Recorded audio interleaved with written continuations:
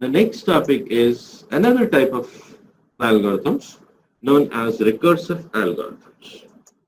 Now, till now what we have seen is an algorithm which performs some task and completes its execution. Now, like we have recursive functions, that is a function calling itself, the same way we have recursive algorithms. Recursive algorithms also calls itself within its body or from within its body. So recursive algorithms same as functions, recursive functions. Now there are two types of recursions here. One is known as the direct recursion. In the direct recursion, we have an algorithm A, and this algorithm is called within its body.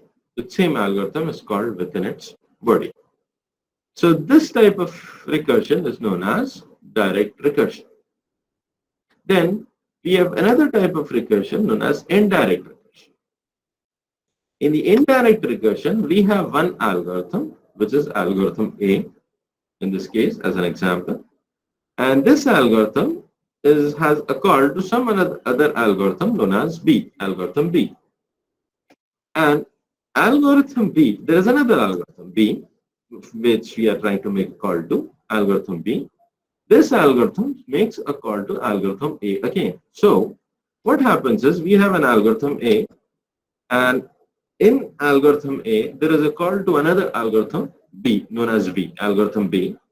And that algorithm B has a call to again algorithm A. So this actually forms a cycle. So this is known as indirect recursion.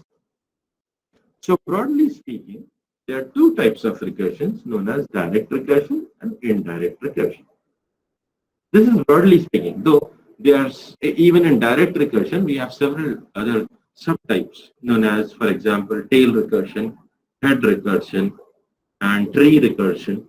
So, but broadly speaking, we have something known as direct recursion and indirect recursion. Now, for recursion to work, let us take a basic template of a recursion. Now here we have algorithm, and that algorithm is nothing but, let's call that name of the algorithm as function 1. It may or may not have parameters. So algorithm may or may not have parameters. Then we have certain condition statements here, followed by a if statement with a base condition. Now this if statement with a base condition is nothing but, remember that every recursion, or in every recursion, there should be a base condition which tells us when to stop the recursive calls. Otherwise, it will just be like an infinite loop, or we will be entering into an infinite loop. Recursion will not stop at any point of time if you don't have a base condition. So there should be a base case or base condition through which the recursion or a call to recursive function is not executed. So that is one very important point. And then within the base condition, we have a call to the algorithm itself or function itself. That is function making a call to itself. So always remember, in recursion, there should be a base condition or base case. If there is no base case, then we enter into an infinite recursion, infinite loop. So that is most important part. Now let us try to look at a classical example of recursion, that is factorial. So it is not that it's only for factorial a recursion can be applied. Factorial is just a simple way to understand the logic of how recursion works. Factorial, we all know, it's in mathematically, it is, if we say n factorial, it's represented by n exclamation. And this n exclamation means n factorial, which is 1 multiplied by 2 multiplied by 3, 4, which goes on till n, because we are having n factorial. Now, in programming, let us call this as an algorithm factorial of n. So within brackets, we will just call this as factorial of n. Now, let us rewrite this equation. This factorial of n can be written as 1 multiplied by 2 multiplied by 3 multiplied by 4. Then instead of last term n, we will say multiplied by the third last term, that is n minus 1, multiplied by third last term is multiplied by n minus 2.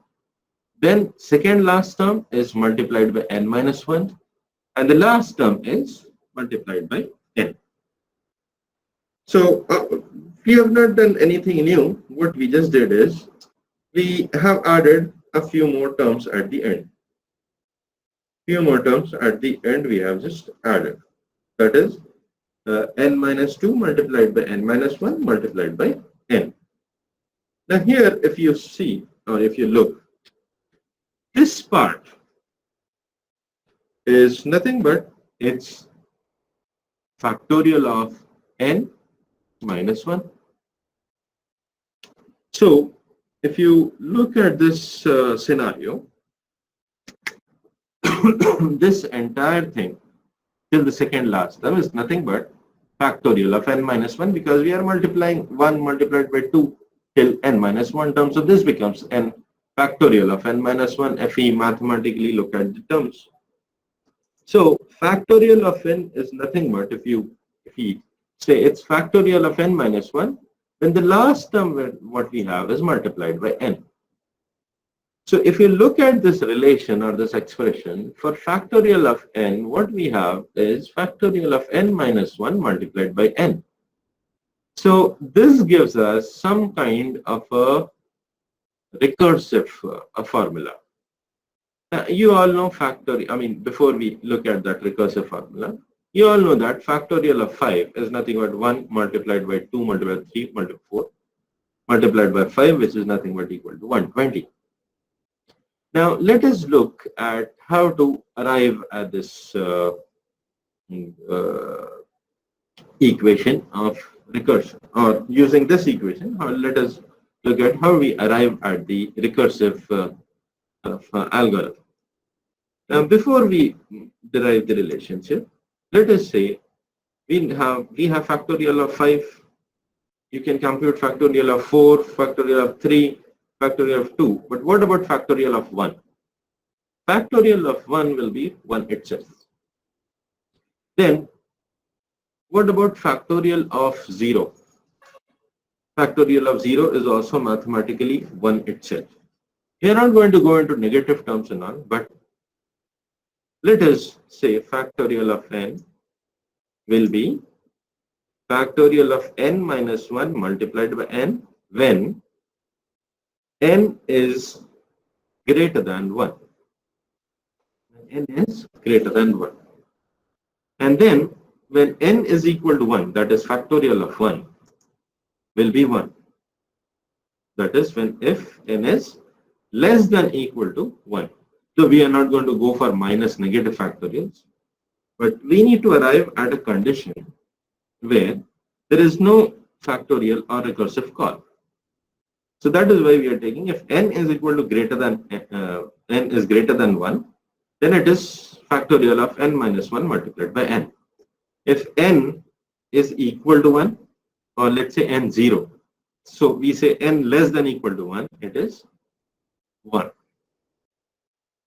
Now, how do we write a factorial algorithm using this relation? So mathematically, we have arrived at the relation where, depending upon the value of n, we can evaluate the expressions.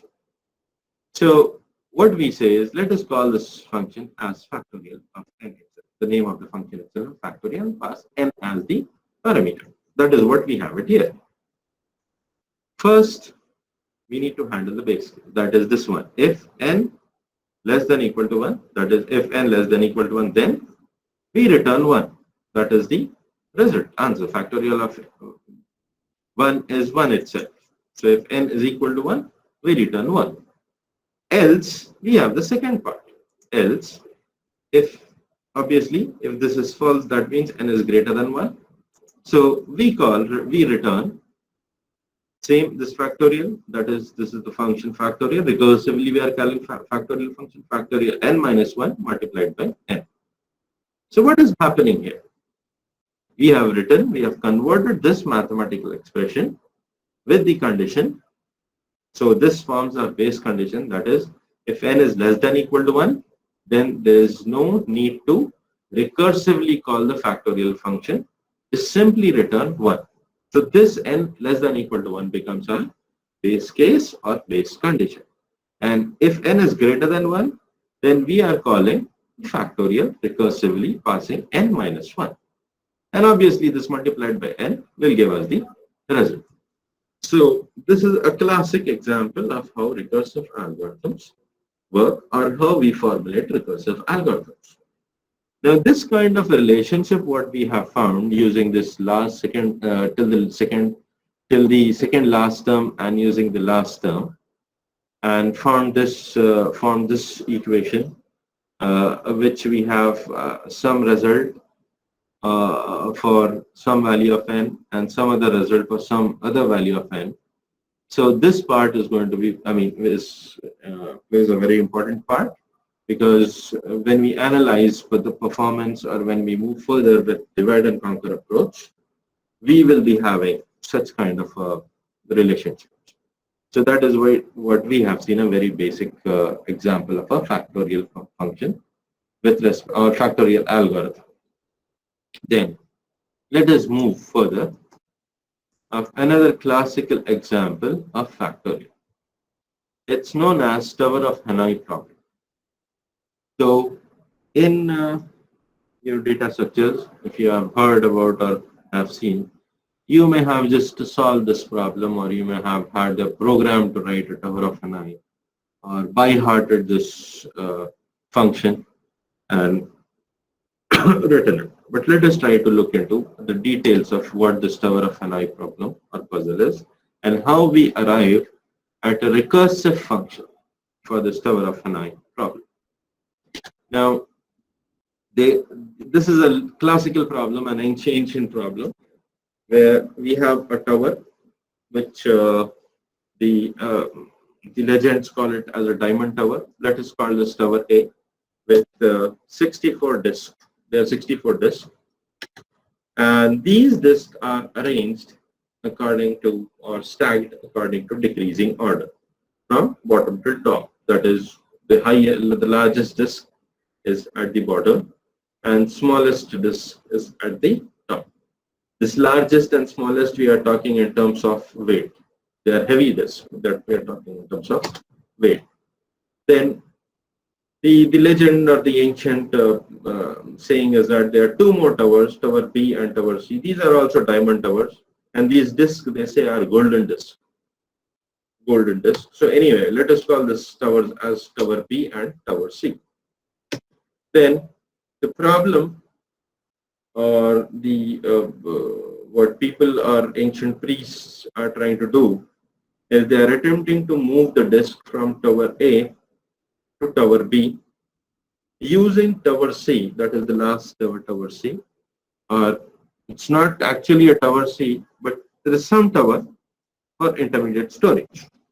We call it as Tower C for intermediate storage. So every time you're going to have 3 towers, and you have to move disk from one tower to another tower with the help of an intermediate tower. Then there are certain conditions. That is, since the disks are very heavy, only one disk can be moved at a time. Cannot move 2 disks at a time. Only one disk can be moved at a time. And at no point of time, we can have a larger disk on top of the smaller disk. Always the disk has to be stacked according to decreasing order. That is, always larger disk should be below the smaller disk. So these are the things. Now, the actual problem to solve is that the entire content or disk from Tower A has to be moved to Tower C. And obviously, only one disk can be moved at a time. And when all the disks can move to Tower B, then and one, the heavier disk always has to be below the smaller disk. So then the problem is solved. Actually, it's a legendary problem that once the 64, they say that once the 64 disks are moved from one tower A to tower B, then the world will come to an end. So let us try to formulate an algorithm for this. Let us first see how we move these disks. And you have the conditions, that is only one disk can be moved at a time, and the larger disk cannot be on top of smaller disk. So our problem is to move these three. Let us take an example of 3 disks. We are not going to take 64 disks. Just taking 3 disks to demonstrate how a recursive algorithm can be formulated. So here we have 3 towers, tower A, B, and C. From tower A, we have to move disk to tower B using tower C for intermediate storage. And we have 3 disks, green, yellow, and purple. Now, the solution would be to first move the green disk from tower A to tower B. Now, none of the conditions are violated. That is, we have moved only one disk at a time, and the larger disk is not on top of a smaller disk. The second move would be, so we will move yellow disk from tower A to tower C. Now, there is no conditions are violated, everything is fine. Then we will move the green disk from tower B to tower C. Now here, if you look at the stage, purpose was to move all the disks from tower A, that is 3 disks from tower A to tower B, and once they are moved, they should be in same order. So at this stage, what we did is moved, actually using 3 steps, we moved 2 disks, that is green and yellow, to tower C, and in that order. Obviously, we took 3 steps to do that, so in that order we moved. So when we moved in that, in that order, tower B is empty. And now we can move the largest disk, that is the purple disk, from tower A to tower B. So to move the largest disk, that is we have 3 disks, the largest is the third disk. To move the third disk, we had to move 2 disks, that is first and second disk, to tower C, and then move the largest disk.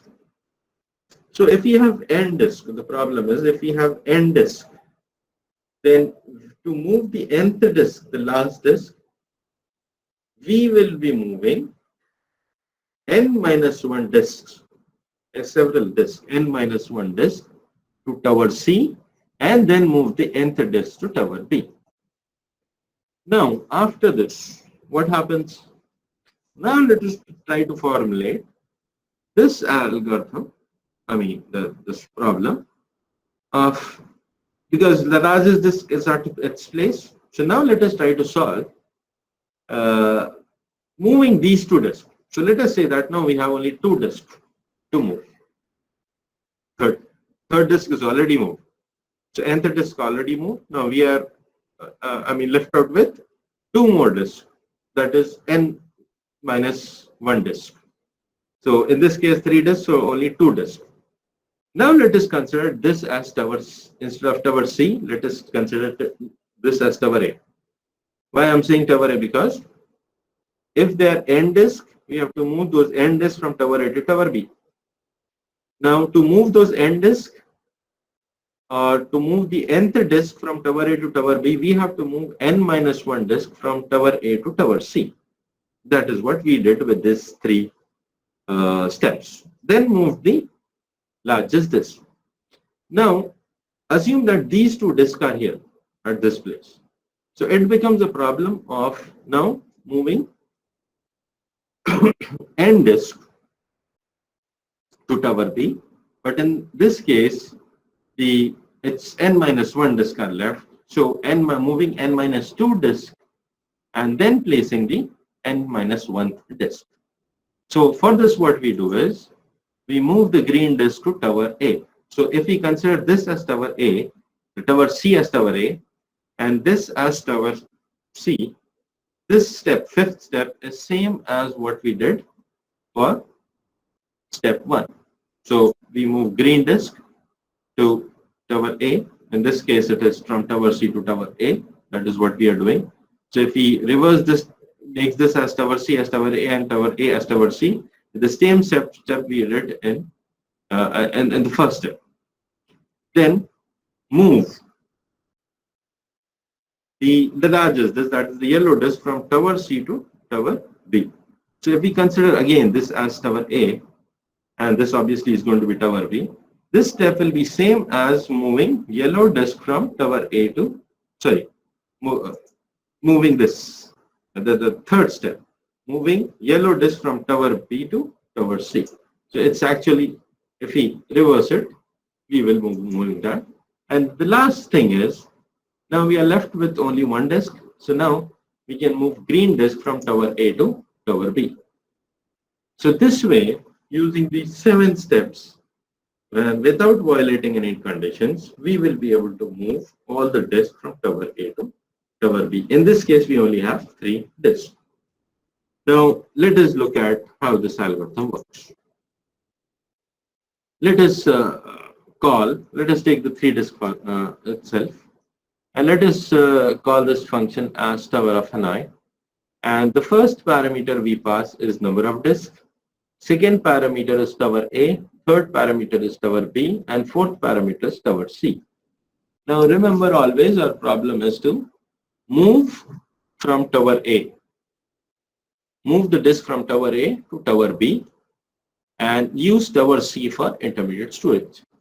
So first tower is the tower where we have the disk. Second parameter, in this case, first parameter is the number of disks. Second parameter is the tower we have where we have the disk. Third parameter is the tower to which tower we will be moving. And third parameter is nothing but the tower for intermediate storage. That is in this case C, tower C. To solve this problem, I said that the last disk, if it's nth disk, this is n minus 2. So to solve this problem, we can solve it of tower of Hanoi of moving the 2 disk from tower A to tower C. So from tower A to tower C, using tower B for as intermediate storage. Then once these 2 disks, that is green and yellow disk, is moved, these 2 disks are moved, then we will be able to move the largest, that in this case purple disk, to tower B. So we just say move disk. Obviously, it's only going to be the largest disk from tower A to tower B. Then we have now, after this stage, after this moving 2 disks from tower A to C, B as the intermediate storage, these 2 disks are now tower C. So from tower C, we have to move it to tower B. So we will again call recursively tower of Hanoi, passing 2 disks because we only have 2 disks here. This disk are on tower C, and then we have to move it to tower B on the second tower using tower A as intermediate tower. So this is for 3 disks. Now what about how to solve this tower of Hanoi for 2 disks? So if you look at 2 disk problem for tower of Hanoi, 2 disks, let us say A, B, and C. It doesn't matter which way we call these towers are, A, B, C. You can call it anyway. The only thing is from one tower, it has to be moved to the, all the disk has to be moved to the other tower. So when we have 2 disks moving from A to B and C, now what happens is move 1 disk. So that is moving only one, first parameter is 1. Second parameter from tower A, we have to move it to tower C. That is what we have it here, tower C, and then to tower B as intermediate storage. Then from tower A to tower B, and lastly, we repeat the same steps. That is from 1 disk moving from C to B, tower B, using tower A as intermediate storage. What about these 2? That is tower of Hanoi for 1. How to solve? Now this is going to be the same way, 1 for 1 disk, A is the first tower, B is the tower where we are moving, C will be the tower used as intermediate.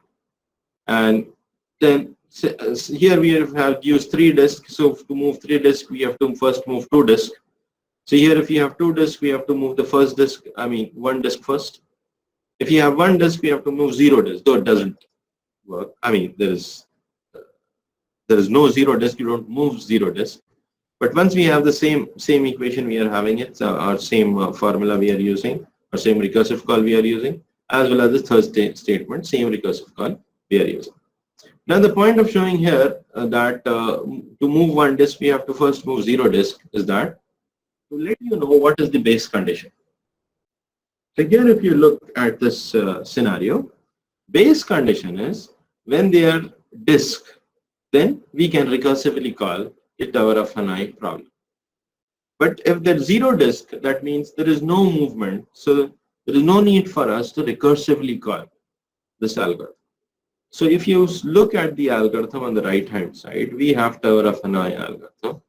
Here, when we are having 3 disks, we pass we recursively call the same algorithm for 2 disks. Over here as well as over here. Suppose if we have n number of disks. So here we are using the parameter as n. Tower A we have used as x, some variable x. Tower B we use some variable as y. And for tower C we use some variable as z. Then these recursive calls should go until n is 0. Till n is not 0. So we say that if n greater than equal to 1, then recursively call the tower of Hanoi. And we are using n minus 1 because for 3 we had to move 2 disks. For 2 disks we had to move 1 disk. So if there is n number of disks, we will be moving n minus 1 disk first, and then move the last disk. Then again perform move the n minus 1 disk from the some tower C to tower A. So here, since we had A, which is for x, C is for z, and B is for y.